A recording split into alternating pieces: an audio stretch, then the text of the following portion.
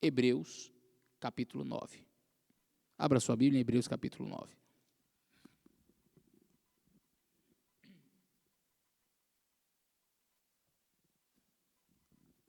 Hebreus 9. Santo Deus e Pai, a Tua palavra está aberta e vamos estudá-la mais uma vez. Que Teu Espírito Santo fale o nosso coração. Em nome de Jesus. Amém. Hebreus, capítulo 9. Verso 18. Aliás, vamos ler o verso 12. Verso 11 e 12 dizem assim: mas Cristo, sumo sacerdote dos bens futuros, preste bem atenção, Hebreus está defendendo a tese de que Cristo ele é o quê? Sumo. Então vamos ler, verso 11, 9 verso 11, mas vindo Cristo, o sumo sacerdote dos bens o quê, irmãos? Futuros, por um maior e mais perfeito tabernáculo, não feito por mãos de homens, isto é, desta criação. Então, peraí, está informando para nós que Cristo ele é sumo sacerdote de bens futuros, de um tabernáculo não feito por mãos humanas. Verso 12. E nem por sangue de bodes e bezerros. Deixa eu fazer uma pergunta para você, pare aí, olhe para cá. Quando é que bodes eram oferecidos em sacrifício no templo? No santuário? Me ajudem. Quando?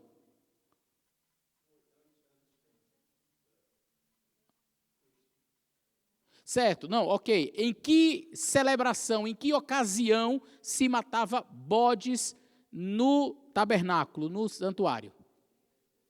Isso, no Yom Kippur, no dia da expiação.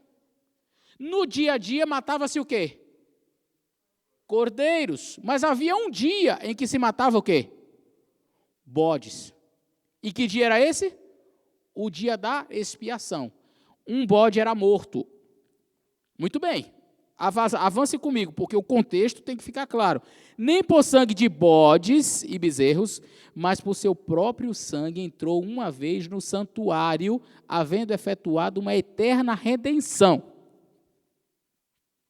Cristo, com o seu próprio sangue, entrou de uma vez, aonde, irmãos? No santuário. Você lembra depois que Jesus morreu, ele tem entrado aqui no santuário aqui da terra? Pelo que me consta, a Bíblia fala que o véu do santuário eu não me recordo de Jesus estar entrando em canto nenhum aqui da terra. Mas o autor de Hebreus, o apóstolo Paulo, menciona que Cristo entrou num santuário. Vamos avançar para o verso 18. Pelo que também o primeiro não foi consagrado sem sangue. Então está falando da consagração do tabernáculo aqui da terra. Ele não foi consagrado sem sangue. Eu vou dar a explicação para vocês, preste atenção.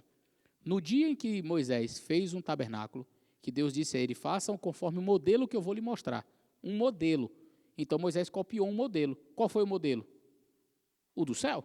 Moisés fez um tabernáculo, e antes de começar o trabalho no tabernáculo, Moisés foi lá e aspergiu o sangue em todo o santuário, dentro do santuário, matou o cordeiro, aspergiu sangue nas cortinas, no propiciatório, lá na Arca da Aliança, em todos os compartimentos. Depois ele foi e salpicou sangue nas vestes de Arão, para purificar Arão e seus filhos. Foi feita então a inauguração do santuário, em todos os compartimentos. Aí, a partir daí, o sacerdote diariamente oficiava ali. Quando Cristo morre, ele sobe ao céu e ele apresenta o seu sangue. Gente, isso aqui é metafórico, tá? Jesus não subiu sangrando lá, caindo sangue, derramando sangue, ele lá jogando sangue. Não, é um sentido figurado. Cristo apresenta o seu sangue em todo o santuário, ele vai ao lugar santíssimo, vai ao lugar santo, tudo, fazendo a inauguração do santuário. Por que eu digo isso? Tem alguns adventistas que acham que Jesus sobe e ele não entra no Santíssimo, não, que ele só pode entrar depois de 1844, que ele ficou preso lá no lugar santo. Não, Jesus inaugurou o santuário todo. E ele passou, então, a sua função sacerdotal. Agora, preste atenção, verso 18. Pelo que também o primeiro santuário da terra não foi consagrado sem sangue.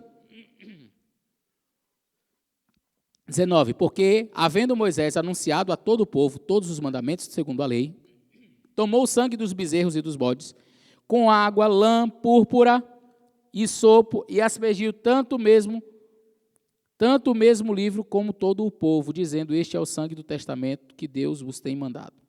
Verso 21, semelhantemente aspergiu com sangue o tabernáculo e todos os vasos do ministério. E quase todas as coisas, segundo a lei, se purificam com sangue. Sem derramamento não há o quê? Remissão de pecados. Verso 23. De sorte que era bem necessário que as figuras das coisas que estão no céu, as coisas que estão aonde, irmãos? Nos céus, assim se purificassem, mas as próprias coisas celestiais com sacrifícios melhores que estes, porque Cristo não entrou num santuário feito por mãos, figura do verdadeiro, porém no mesmo céu, para agora comparecer por nós perante a face de Deus. O texto de Hebreus é claro em nos dizer que as coisas celestiais necessitavam ser o quê? O que diz aí no verso 23?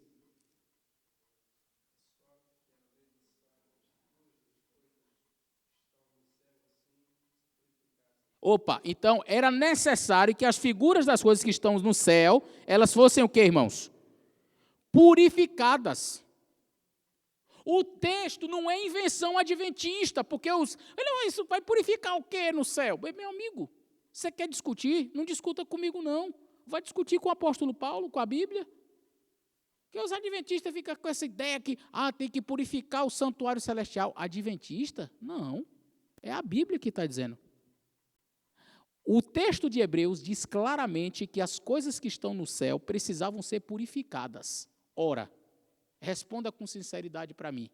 Qual a única coisa que pode manchar, simbolicamente, ritualisticamente falando, o santuário no céu? Será uma sujeira que tem que limpar, passar um pano?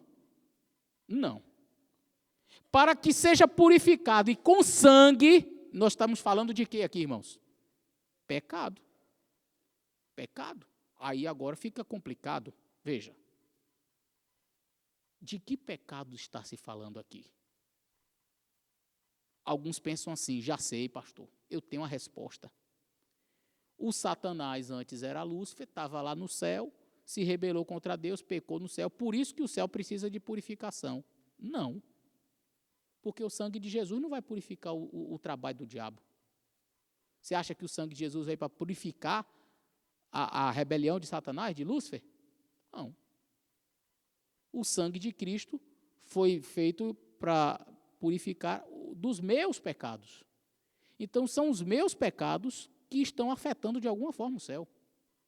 Opa, se são os meus pecados, eu preciso entender isso melhor.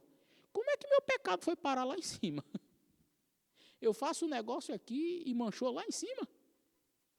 Pastor, tá estranho isso aí, não tá? Tá. Precisamos entender a ritualística para a gente poder avançar nisso daqui. O livro de Levítico, no capítulo 16 e no capítulo 23, vão falar sobre o ritual do dia da expiação. Levítico 16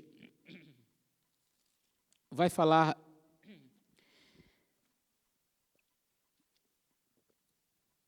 de como acontecia este ritual. Eu vou fazer o seguinte, para nos poupar o tempo, eu vou explicar para vocês e a gente lê só alguns trechos. Havia o Tamid, era o diário, lembra o diário? Tudo que acontecia diariamente. Entre as coisas que aconteciam diariamente, havia os sacrifícios diários que eram oferecidos pela manhã e pela tarde, onde o sacerdote pegava um cordeiro, chegava sobre aquele cordeiro, colocava a mão na cabeça do cordeiro e confessava os pecados da nação. Matava o cordeiro, colocava sobre o altar, queimava aquele cordeiro, mas antes ele pegava um pouco do sangue e passava nas pontas do altar.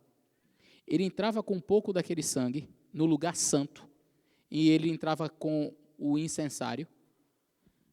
Tinha dentro do altar um incenso, um altar de incenso, onde ele apresentava aquela fumaça que subia e passava para a cortina do outro lado, no lugar santíssimo.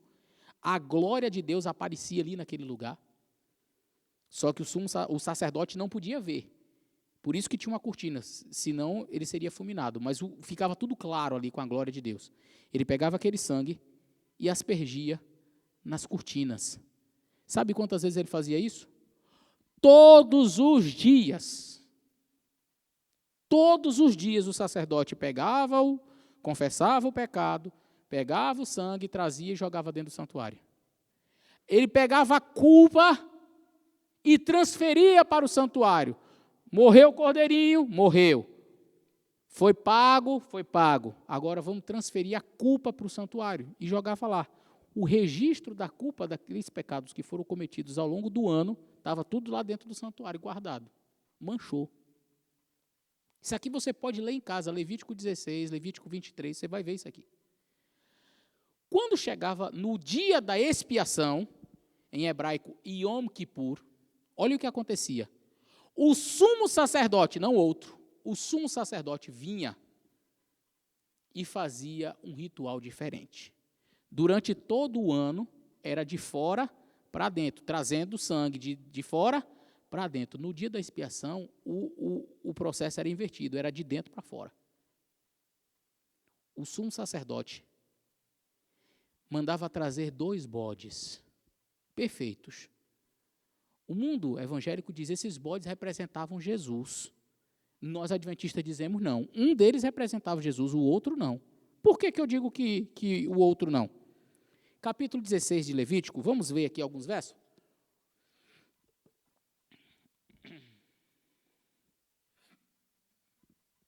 Verso 7 diz assim: também tornará ambos dos bodes, porá perante o Senhor a porta da tenda da congregação.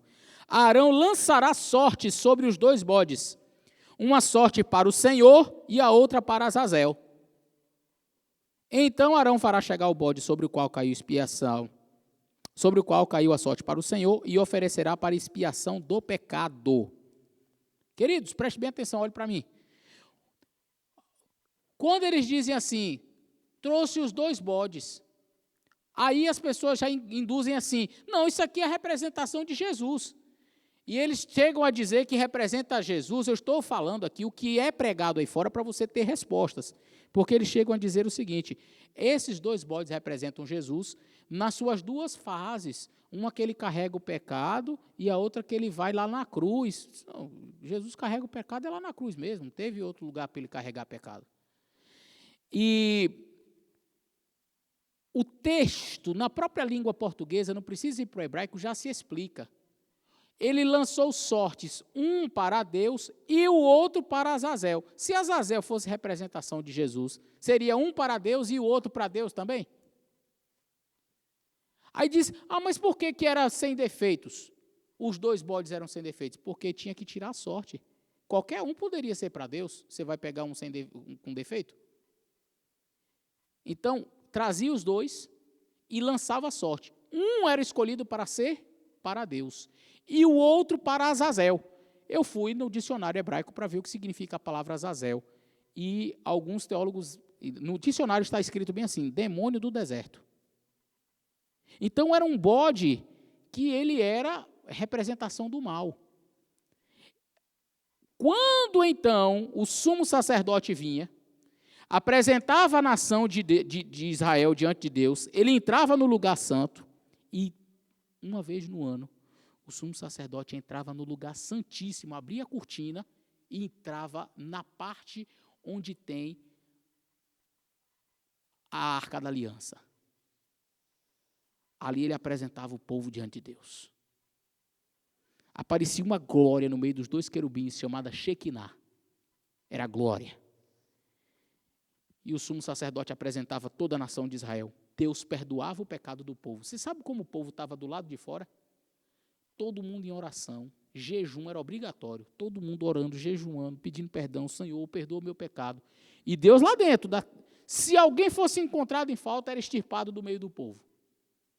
Aí, Deus aceitava. Quando Deus aceitava, irmãos, o sumo sacerdote saía. E o sacerdote dizia, vocês foram perdoados. Meus amigos, era festa. O povo fazia uma festa.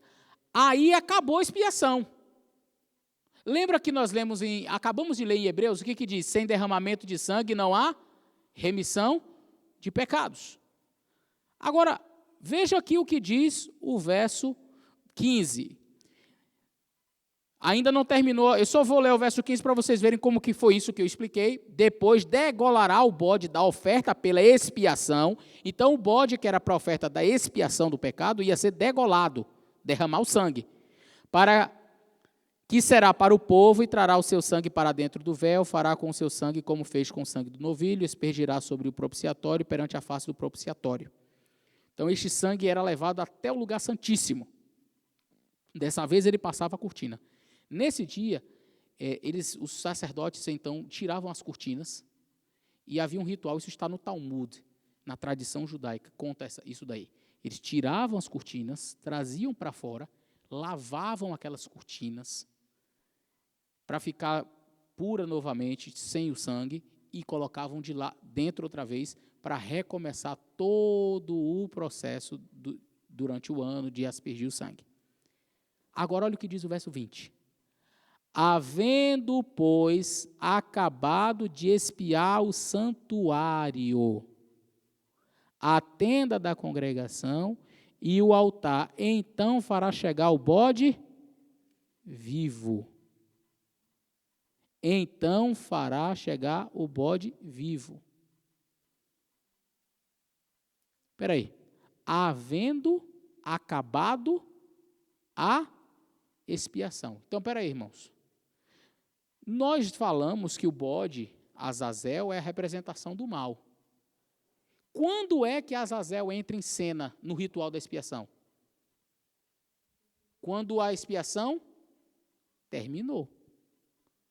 Já matou o outro bode, aquele que representava Jesus, já foi feito tudo. Aí, olha como o verso 20 é claro. Havendo, pois, terminada a expiação do santuário, então fará chegar o bode vivo. Arão, verso 21, porá ambas as mãos sobre a cabeça do bode vivo, sobre ele confessará todas as iniquidades dos filhos de Israel, todas as suas transgressões segundo os seus pecados, porá sobre a cabeça do bode e enviá-lo ao deserto pela mão de um homem designado para isso. Assim aquele bode levará sobre si as iniquidades deles até a terra solitária, e o homem enviará o bode ao deserto. Depois disso virá Arão à tenda da congregação, despirá de vestes de linho que estava vestido, etc. E aí diz aqui, olha,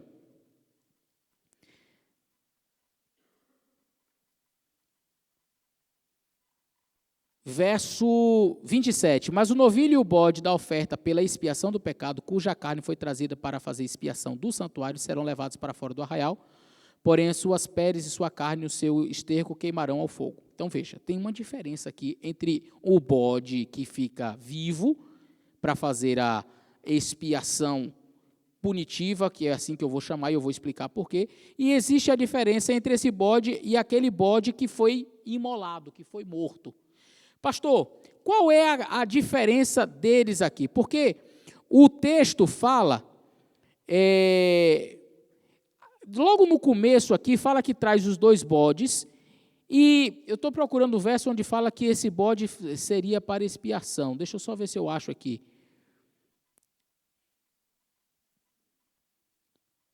Aqui, verso 10. Mas o bode sobre o que caía a sorte para ser o Azazel, apresentá-la-se-á vivo perante o Senhor, para fazer expiação com ele, para enviá-lo ao deserto como bode para Azazel. Pronto. Aí você chega e diz assim, peraí, mas expiação não é Jesus que faz? E como é que esse bode que vai ficar vivo faz expiação? Porque, olha, o verso 10 parece estar em contradição com o verso 20. Analise bem, olhe bem. Mas o bode sobre o que caía a sorte para ser o Azazel, ou o bode emissário, apresentar-se-á vivo perante o Senhor para fazer expiação com ele. O verso 20 diz assim, havendo acabado a expiação, fará chegar o bode vivo. Espera aí, se ele é para expiação, por que acabou a expiação aí traz ele? Veja bem, a expiação pelo pecado era feito por aquele bode que ia morrer, degolado. A Bíblia é clara, sem derramamento de sangue não há remissão de pecado. Esse que era morto representa Jesus. Pastor, mas o que acontece no final? Terminada a expiação, acabou, já perdoou o povo, está tudo resolvido, o povo está em festa. Aí Arão chegava, traz o bode vivo. Acabou a expiação. Já acabou o ritual da expiação. Mas agora entra o bode vivo. E a Bíblia fala no verso 10 que com ele se faria expiação também. Mas então, se já acabou, como que a gente entende isso? Arão pegava e confessava o pecado sobre aquele bode também. E isso faz com que algumas pessoas digam, está vendo que esse bode representa Jesus? Satanás leva os pecados da gente sobre ele?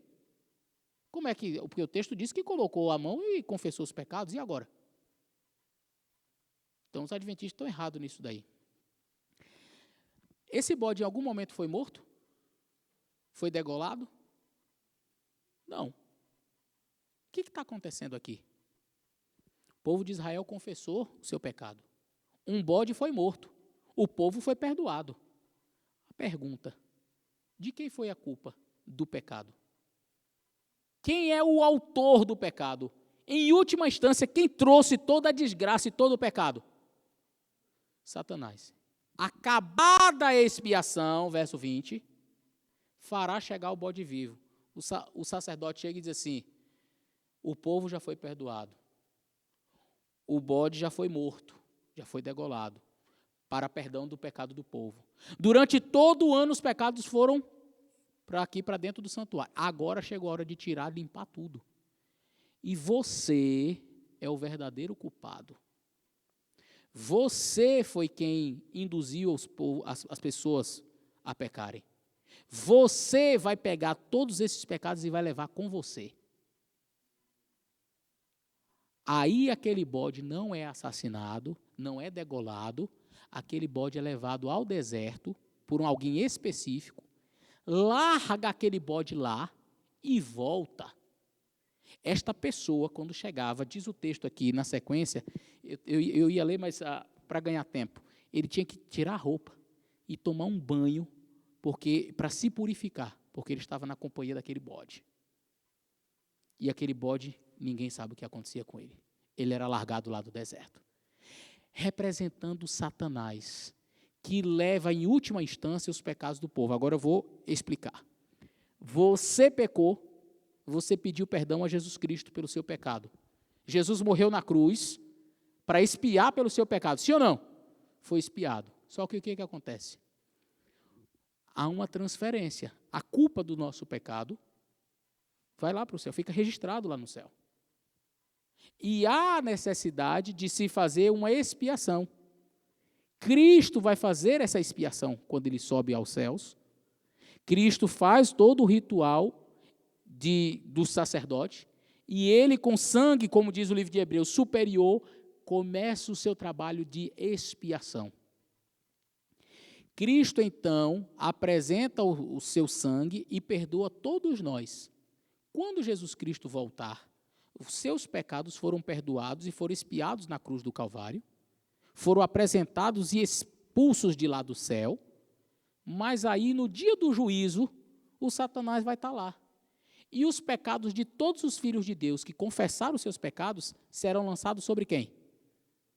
Sobre o diabo. Você vai pagar por cada pecado que o Filho de Deus cometeu e que foi perdoado lá na cruz. Porque Cristo pagou, mas Cristo era o culpado? Quem era o culpado em última instância? O diabo, pois o diabo vai pagar. Pastor, e o dos ímpios? Cada ímpio vai pagar pelo seu próprio pecado. Porque os seus pecados não foram expiados. Os pecados dos ímpios, aqueles que não confessaram a Deus, os seus pecados não mancharam o céu. São os nossos que pedimos perdão a Deus, que mancham o céu. O do ímpio, como ele nunca confessou, ele vai se perder e ele vai pagar pelo seu próprio pecado. E o diabo paga pelos dele. Só que, e os nossos? Os nossos foram expiados, foram perdoados na cruz, mas o verdadeiro culpado vai sair ileso nessa história? Não. Será colocado sobre a conta dele, além dos pecados que ele já tem, os pecados de todos os servos de Deus que foram confessados e expiados por Cristo, agora são transferidos para Satanás.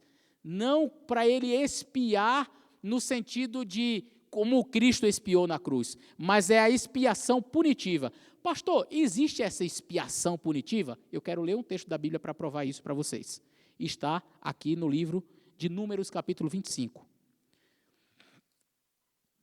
Números 25.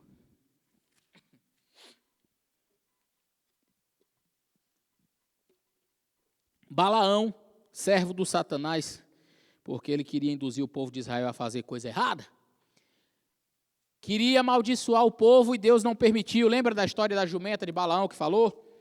Então, como ele não conseguiu ter sucesso, ele foi lá e falou com o rei, e diz, não dá para amaldiçoar o povo de Israel. Quer que o povo perca as bênçãos de Deus? Bota umas mulheres com as roupas indecentes, chamando a atenção dos homens, que o povo vai cair em adultério, vai se prostituir, e aí Deus abandona o povo. E assim foi feito. Os moabitas mandaram as mulheres lá com as roupas, quase sem roupa lá. Os filhos de Israel viram aquelas mulheres e disseram, eita, é nós. Ficaram empolgados, deitaram com aquelas mulheres e houve uma maldição muito grande sobre a nação de Israel por causa disso. Até que veio o sumo sacerdote chamado Finéias, filho do sacerdote Eleazar, e olha o que ele fez. Verso 7 do capítulo 25 de Números. Vendo isso, Finéias, filho de Eleazar, filho de Arão, sacerdote, se levantou no meio da congregação, tomou uma lança na sua mão, foi após o varão israelita até a tenda e atravessou a ambos, ao varão israelita e à mulher, pela sua barriga. Então a praga cessou de sobre os filhos de Israel. Agora o verso 11. Verso 10 e 11. Então falou o Senhor a Moisés, dizendo, Finéias, filho de Eleazar, filho de Arão, sacerdote, desviou a minha ira de sobre os filhos de Israel, pois zelou o meu zelo no meio deles, de modo que no meu zelo não consumiu os filhos de Israel. Verso 12 e 13. Portanto, dize, eis que lhe dou o meu concerto de paz, e ele e a sua semente depois dele terão concerto de sacerdócio perpétuo, porquanto teve zelo para com o seu Deus e fez expiação pelos filhos de Israel. Ele fez o quê? Expiação. E qual foi a expiação que o sacerdote Finéias fez? O camarada estava tendo relação com a mulher, ele pegou a lança, entrou na tenda, atravessou os dois no chão, pela barriga, entrou nas costas, saiu pela barriga, matou os dois na hora. Coisa feia. Matou os dois e fincou no chão. Aí Deus diz, ele fez o quê? Expiação. Quem estava no pecado morreu no seu pecado. Foi expiada a iniquidade de Israel. Você entendeu o que é expiação punitiva? Satanás vai fazer a expiação, mas não a expiação que Cristo faz. Essa é a expiação redentiva. O que Cristo fez na cruz foi para a redenção dos nossos pecados, para nos salvar. E Satanás vai ter também um momento em que a ira de Deus vai ser derramada sobre ele, ele vai ser destruído. E o nome disso será expiação punitiva. Como o sacerdote foi lá e matou aqueles dois e fez a expiação, Satanás também será morto. E isso será o quê? Expiação. Por isso que lá no livro de Levítico fala do bode que faria a expiação. Não é que a expiação que aquele bode vai fazer é porque ele representa Jesus. Não. Lembre-se, o texto diz um é para Deus e o outro para Azazel. Essa expressão, o outro, já mostra claramente que um está contra o outro. Um é para Deus e o outro é para o outro lado, né? Então, um foi morto e o outro não. Agora veja. O outro vai para o deserto, vai morrer por lá, mas não derramando sangue. Cristo, já entendemos que subiu ao céu como sacerdote. E aqui a gente precisa, para encerrar a nossa temática de hoje, entender algumas coisinhas. Vamos lá. Primeiro, o livro de Daniel fala quando seria expiado o santuário. Quando que o santuário seria purificado? Quando começaria o ritual de expiação do santuário? De apresentação destes nomes dos filhos de Israel, ou seja, do povo de Deus. Quando? 2.300 tardes e manhãs. Nós seguimos os cálculos e vimos que é a partir de 1844. O livro de Hebreus diz qual santuário será purificado. Daniel fala quando. Hebreus fala qual. Qual é o santuário que precisava ser purificado? Do céu. No ritual de expiação, apresenta-se então os nomes de todos. Claro, o daqui da terra era limitado, falava só de Israel. Mas Cristo, lembra que nós lemos em Hebreus? Sacrifício superior. O ritual não é uma sombra, é realidade. Então começa desde o primeiro salvo, que morreu, Abel, até os nossos dias. Começa-se pelos mortos, chegando até os nossos dias. Cada caso é analisado. E aí eu já vi um evangélico chegar para mim e dizer assim, não, peraí, pastor, quer dizer que Deus agora precisa ficar olhando a história dos livros aqui. Fulano, será que esse se salva, esse se perde? Deus não sabe de todas as coisas? Onde é que está a base legal para esse juízo investigativo? Na Bíblia. Claro. Não é a primeira vez que isso acontece. Vamos relembrar? Vamos? Adão e Eva pecaram. Lembra? Na viração do dia, diz o livro de Gênesis, Deus desceu e começou a caminhar pelo jardim. E qual foi a pergunta que Deus fez? Adão, onde? Então, porque Deus não sabia. Deus perdeu a onisciência, ele não sabia onde Adão estava. E por que ele perguntou? Onde estás? Senhor, porque eu estava nu e ouvi a tua voz, eu estava nu, me escondi. Adão, quem te fez saber que estavas nu? Comeste tu da árvore que eu disse que não devias comer? Espera aí, Deus não sabia que Adão tinha comido? Por que Deus estava perguntando para Adão, você comeu? Quem te falou que você estava nu? Deus não sabia. Claro que Deus sabia. Então por que Deus estava perguntando? Como é o nome disso? Juízo? Deus está investigando, não é porque ele não saiba. Ele está dando a oportunidade para que Adão, quando Deus diz, Adão, onde estás? A resposta é, Senhor, eu errei, eu fiz isso e isso de errado, eu fiz assim, assim, assim. Senhor, eu cometi pecado, me perdoe. É a oportunidade de Deus para o perdão. É para isso o juízo investigativo também, é claro. No caso que já morreu, não tem o que se fazer, mas no caso de nós que estamos vivos, o juízo investigativo é para isso. Tem pessoas que têm medo do juízo investigativo e tem sermões que são feitos, alguns ficam assustados. E se o teu nome estiver passando agora? Pare com isso, seu nome está passando agora. Ué, pastor? É. Segundo exemplo na Bíblia, Caim matou Abel. Deus vem falar com Caim. O que Deus diz para Caim? Caim, onde está Abel, teu irmão? Deus não sabia onde estava Abel? Deus não sabia o que Caim tinha feito? Por que Deus estava perguntando? Oportunizando Caim falar a verdade. Senhor, fiz uma besteira grande, matei meu irmão. Há perdão para mim? Qual foi a resposta de Caim? Por acaso eu sou guarda-costas do meu irmão? Deus está fazendo um juízo investigativo. Deus está investigando.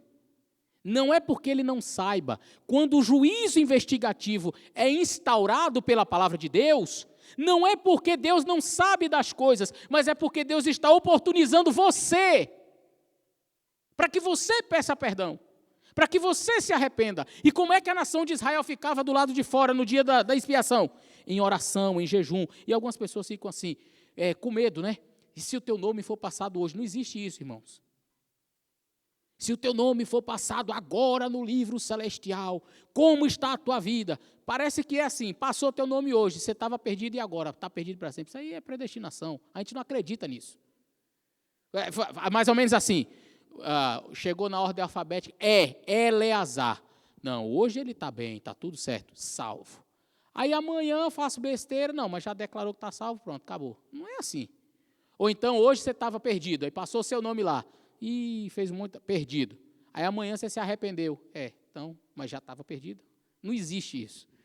Ou seja, foi analisado o caso dos mortos, passou-se ao caso dos vivos. Você está vivo? Tá, então está no seu caso. Quando o juízo chega aos vivos, quem está vivo, o seu caso está em andamento.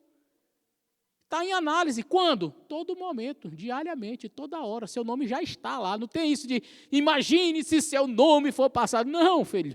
Está passando. Seu nome está passando. Diariamente. Agora, no momento que eu e você morrermos, aí encerrou. Aí é decretado se está vivo, se está perdido ou se está salvo. Então, o juízo investigativo é bíblico.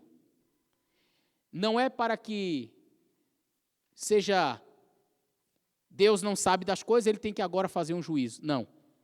É a oportunidade que Deus dá para os que estão vivos de se arrependerem. E no caso daqueles que já morreram, é Deus testificando para todo o universo. Olha, ele aqui realmente, ele me aceitou, salvo. E aí, cada um é colocado ali a sentença, salvo, salvo. Começou desde Abel, Noé, passando todos os servos de Deus. Quando que isso começou? A partir de 1844. Daniel fala quando? Hebreus fala qual santuário? Todos os pecados dos filhos de Deus, desde o primeiro pecado de Adão e Eva, que foram confessados, foram transferidos para o santuário. Por isso Cristo sobe, ele faz o seu trabalho sacerdotal, a aplicação do seu sacrifício, e isso é expandido no dia da expiação, a partir de 1844, quando então, através do seu sacrifício e através do seu sangue, Cristo começa a expiar o santuário, purificar o santuário, fazendo, vamos dizer assim, a retirada, a limpeza de todos os pecados, de todos os filhos de Deus que foram cometidos ao longo da história, até chegar aos nossos dias. Haverá um dia, queridos, e aqui nós encerramos, em que Cristo vai parar e vai dizer assim, está feito. Continue o justo na justiça. Continue o ímpio na sua impiedade. Continue o santo a santificar-se. Continue o ímpio na sua maldade. E Cristo sairá do santuário. Quando Cristo sair do santuário, todos os casos estarão decididos para sempre, para a vida eterna ou para a morte eterna. Hoje, seu nome ainda está em apreciação lá no céu e você tem a oportunidade de salvação. Haverá um dia em que tudo isso será encerrado. Por isso, qual é a nossa atitude diante do dia da expiação? A mesma que o povo de Israel tinha. Quando tinha o dia da expiação, o povo ficava em jejum, em oração. Não estou dizendo que você vai ficar em jejum o resto da vida, não. Mas deve você buscar a Deus, estar em oração, fazendo a vontade de Deus. Por quê? Porque o meu e o seu nome estão sendo passados agora, para que quando Cristo voltar, sejamos achados fiéis ao Senhor. Que Deus nos abençoe. Vamos, 434, vamos ficar em pé para louvar ao Senhor.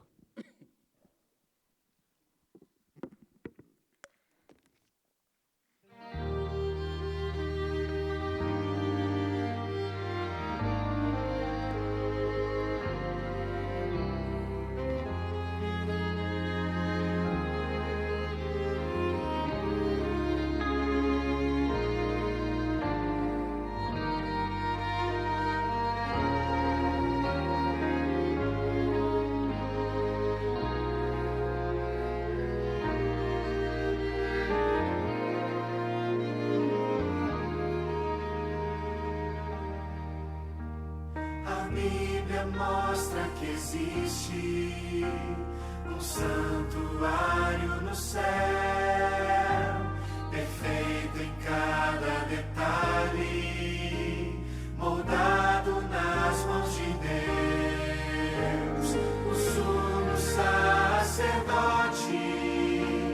é Cristo o Salvador, por todos ele intercede, mostrando seu grande amor.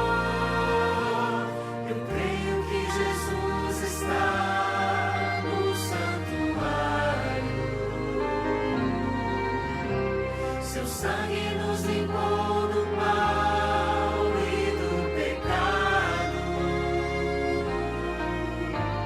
Em breve ele cessará o seu trabalho. E o lar eterno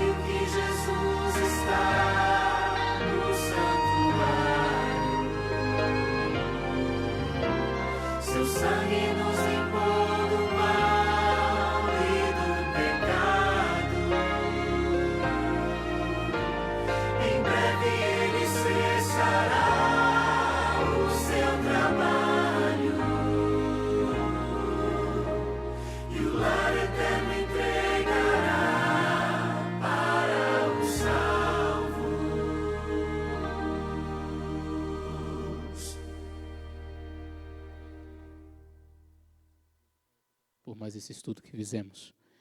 Percebemos que o juízo investigativo é algo bíblico, Senhor. E ajuda-nos para que estejamos com a nossa vida, com as nossas decisões, com as nossas ações, pensamentos voltados para o Senhor. Porque, enquanto o nosso nome é passado, que nós não sejamos encontrados em falta. Abençoa o teu povo. E agora vamos voltar para casa, pedimos a tua proteção. Em nome de Jesus. Amém.